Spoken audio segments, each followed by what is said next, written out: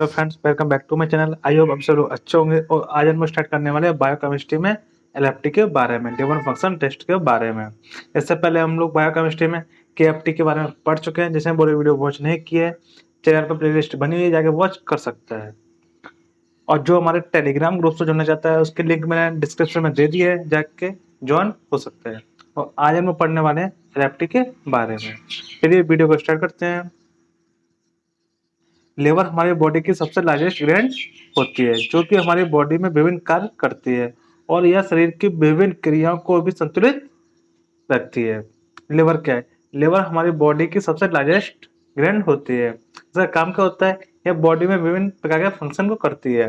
यह शरीर में विभिन्न प्रकार की क्रियाओं को कंट्रोल करने का काम भी करती है, यानी संतुलित बनाए रखने का काम भी करती है। अब लिवर है, इसके फंक्शन देख लेते हैं, इसके क्या क्या फंक्शन होते हैं। यह हमारे बॉडी में विभिन्न छोटे छोटे अणुओं को तोड़ने का कार्य करता है। इन प्रक्रियाओं को उपापचय क्रिया कहते हैं, जैसे कि कार्बोहाइड्रेट का उपापचय करना, प्रोटीन का उपापचय करना और फैट का उपापचय करना। लिवर का काम क्या होता है? लिवर का काम होता है छोटे छोटे अणु हैं उनको तोड़ने का काम करता है। जैसे कार्बोहाइड्रेट का उपापचय करना, तो छोटे छोटे अणुओं को तोड़ने की जो प्रोसेस होती है उसे क्या कहा जाता है? तो उसे उपापचय कहा जाता है। जैसे कि कार्बोहाइड्रेट को तोड़ना, प्रोटीन को तोड़ना और फैट का उपापचय करना, ये इसका फंक्शन होता है लिवर का। और क्या फंक्शन होता है? जब ग्लूकोज की मात्रा अधिक हो जाती है तब लिवर ग्लूकोज को ग्लाइकोजन के रूप में स्टोर करके रखता है। क्या होता है? जो लिवर है ना, वो ग्लूकोज की मात्रा अधिक हो जाने पर वह ग्लूकोज को ग्लाइकोजन में कन्वर्ट करके उसको स्टोर करने का काम करता है। लिवर विभिन्न प्रकार के विटामिन जैसे कि vitamin A, vitamin D, vitamin E और विटामिन बी12 को स्टोर करने का काम भी करता है। यह लिवर प्रोटीन को भी बनाता है, जैसे कि एल्बुमिन, ग्लोबुलिन और फाइब्रोजिन। लिवर का काम क्या होता है? तो लिवर है ना, वो प्रोटीन को भी बनाता है। कौन कौन से प्रोटीन? एल्बुमिन, ग्लोबुलिन और फाइब्रोजिन। लिवर कई प्रकार के एंजाइम का निर्माण भी करता है। कौन कौन से एंजाइम? एसजीपीटी और एसजीओटी। जो एसजीपीटी है उसे एएलटी भी बोलते हैं और एसजीओटी उसे एएसटी के नाम से भी जानते हैं। जो लिवर के फंक्शन क्या कहते हैं? यह हमारी बॉडी में जो अणु होते हैं उनको तोड़ने का काम करते हैं, जिससे उपापचय कहते हैं। जैसे कि कार्बोहाइड्रेट का उपापचय करना, प्रोटीन का उपापचय करना और फैट का उपापचय करना। दूसरा फंक्शन क्या होता है? जो ग्लूकोज की मात्रा अधिक हो जाने पर लिवर ग्लूकोज को ग्लाइकोजन में कन्वर्ट करके स्टोर करने का काम करता है। तीसरा काम क्या है? लिवर विभिन्न प्रकार के विटामिन जैसे vitamin A, vitamin D, vitamin E और विटामिन बी12 को स्टोर रखने का काम करता है। फोर्थ पॉइंट क्या था? यह लिवर प्रोटीन को भी बनाता है। कौन कौन से प्रोटीन? एल्बुमिन, ग्लोबुलिन और फाइब्रोजिन।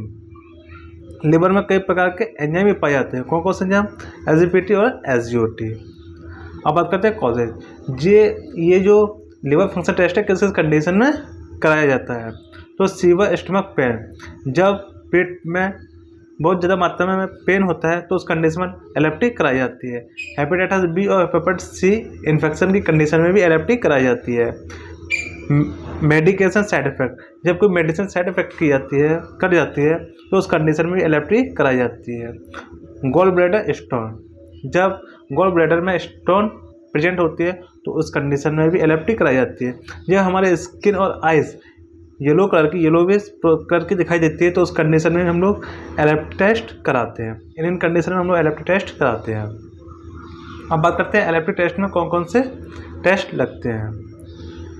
तो इसे 3 पार्ट में डिवाइड करें: टोटल बिलिरुबिन, प्रोटीन और एंजाइम।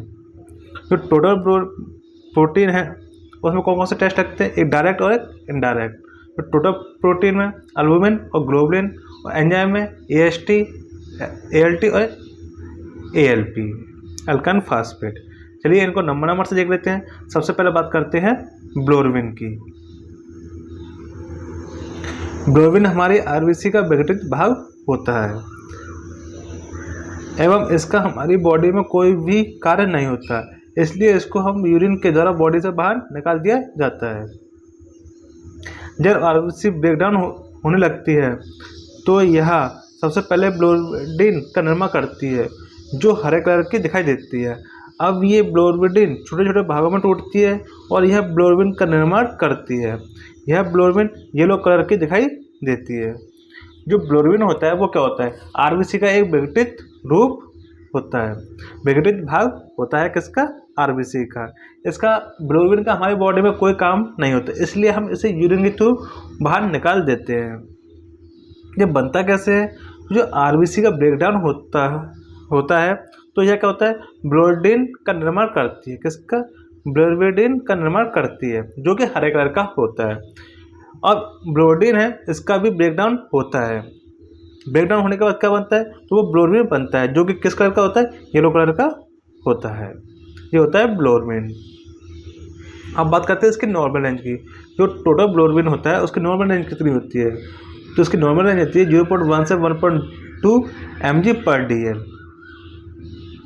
अब इसके प्रोसीजर की बात करते हैं कि टेस्ट लगता कैसे है। इसके दो रिएजेंट होते हैं, R1 और R2। जो R1 रिएजेंट होता है वो हम 1000 माइक्रोलीटर लेते हैं, जो R2 होता है वो 20 माइक्रोलीटर लेते हैं। सैंपल यानी सीरम हम लोग 50 माइक्रोलीटर लेते हैं। इंक्यूबेशन टाइम कितना होता है, 5 मिनट का होता है और टेम्परेचर 37 सेल्सियस रहता है। ये इसका मेथड होता है ब्लोरबिन लगाने का। अब बात करते हैं डायरेक्ट ब्लोरबिन। डायरेक्ट ब्लोरबिन को हम लोग कॉन्जुगेटेड ब्लोरबिन भी कहते हैं, क्योंकि यह वाटर में सोल्यूबल होता है। डायरेक्ट ब्लोरबिन को हम लोग और किस नाम से जानते हैं, तो कॉन्जुगेटेड ब्लोरबिन के नाम से जानते हैं। और जो डायरेक्ट ब्लोरबिन होता है वो वाटर में सोल्यूबल होता है। जो डायरेक्ट ब्लोरबिन होता है उसकी नॉर्मल रेंज कितनी होती है, तो 0.2 mg/dl रहती है। जो इसका प्रोसीजर है वो भी टोटल ब्लोरबिन का जो प्रोसीजर होता है उसी की तरह होता है।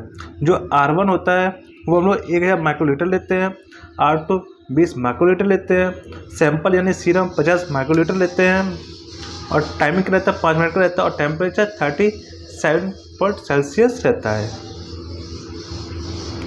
जो ब्लोरबिन यूज करते हैं सैंपल के तौर पर, तो उसे हम लोग सीरम के रूप में यूज करते हैं, सीरम यूज करते हैं हम लोग सैंपल का। अब बात करते हैं इनडायरेक्ट ब्लोरबिन की। जो इनडायरेक्ट ब्लोरबिन निकलता है वो कैसे निकलता है, जो टोटल ब्लोरबिन होता है उसमें से डायरेक्ट ब्लोरबिन को घटा देते हैं तो हम लोग का इनडायरेक्ट ब्लोरबिन निकल के आ जाता है। अब बात करते हैं SGOT की। जो SGOT होता है उसकी फुल फॉर्म क्या होती है, तो सीरम ग्लूटामिक ऑक्सीडेटिव ट्रांसमिनेस, ये इसकी फुल फॉर्म होती है, जो काफ़ी बार पूछी भी जाती है। इसे AST के नाम से भी जानते हैं, एस्पिरेट एमिनोट्रांसफेरस, ये इसकी फुल फॉर्म है। इसको भी देख लेते हैं। यह एक विशेष प्रकार का एंजाइम होता है जो कि लिवर की कोशिकाओं में बनता है। इन कोशिकाओं को हेपेटोसाइट्स कहते हैं। जब हेपेटोसाइट्स सेल टूटती है तो ब्लड में AST की मात्रा बढ़ जाती है। जो AST क्या होती है, एक प्रकार का एंजाइम है जो कि हेपेटोसाइट सेल से बनता है। जब हेपेटोसाइट सेल टूटती है तो क्या होता है, जो AST है उसकी मात्रा बढ़ जाती है। AST बॉडी के दूसरे ऑर्गन में भी प्रेजेंट रहता है, जैसे कि ओवरी, हार्ट मसल्स और स्केलेटल मसल्स, और किडनी में भी प्रेजेंट रहता है। जो SGOT है वो क्या है, वो लिवर का एक स्पेसिफिक टेस्ट नहीं है। अगर हमारी बॉडी में ओवरी, हार्ट मसल्स और स्केलेटल मसल्स और किडनी में अगर इन्फेक्शन होता है तो वह इसको भी इंडिकेट करता है, क्योंकि जो AST है वो हमारे लिवर का एक स्पेसिफिक टेस्ट नहीं है। अब बात करते हैं नॉर्मल रेंज की। तो SGOT है, इसकी नॉर्मल रेंज कितनी होती है, तो इसकी नॉर्मल रेंज रहती है 0 से 50 यूनिट पर लीटर। और इसका प्रोसीजर क्या होता है, जो R1 लेते हैं इसमें दो रिएजेंट होते हैं। R1 होता है वो 400 माइक्रोलीटर लेते हैं, R2 100 माइक्रोलीटर लेते हैं। सैंपल कितना लेते हैं, 50 माइक्रोलीटर लिया जाता है। टाइम इसमें कोई नो टाइम रहता है और टेम्परेचर तो समय सेम ही रहता है, 37 डिग्री सेल्सियस। जो R1 और R2 का रेशियो होता है वो कितना होता है, वो 4:1 का दिया जाता है। अब बात करते हैं SGPT की। SGPT की फुल फॉर्म क्या होती है, सीरम ग्लूटामेट पायरुवेट ट्रांसमिनेस, जिसे ALT भी बोलते हैं। अब ALT की फुल फॉर्म क्या होती है, अलाइन ट्रांसमिनेस। इसकी फुल फॉर्म काफ़ी बार पूछी भी जाती है। यह भी एक प्रकार का एंजाइम है। इसका निर्माण भी हेपेटोसाइट सेल्स के द्वारा होता है। लिवर में इन्फेक्शन को जानने के लिए ALT लिवर का एक स्पेसिफिक टेस्ट है। क्या होता है, जो SGPT है, ये क्या है, एक प्रकार का एंजाइम होता है। इसका निर्माण भी किससे होता है, हेपेटोसाइट सेल्स के द्वारा ही होता है। जब हेपेटोसाइट सेल्स टूटने लग जाती हैं तो क्या होता है, SGPT की मात्रा बढ़ जाती है। और जो SGPT है वो क्या है, वो लिवर का एक स्पेसिफिक टेस्ट है। ये काफ़ी इंपॉर्टेंट पॉइंट है। जो SGOT है वो क्या है, वो लिवर का एक स्पेसिफिक टेस्ट नहीं है। हमारे और भी ऑर्गन में अगर वो कोई इन्फेक्शन होता है तो वो उसको भी इंडिकेट कर देता है। जो SGPT है वो हमारे लिवर का एक स्पेसिफिक टेस्ट होता है। अब बात करते हैं नॉर्मल रेंज की, तो इसकी भी नॉर्मल रेंज 5 से 40 यूनिट पर DL पर लीटर रहती है। अब बात करते हैं प्रोसीजर की।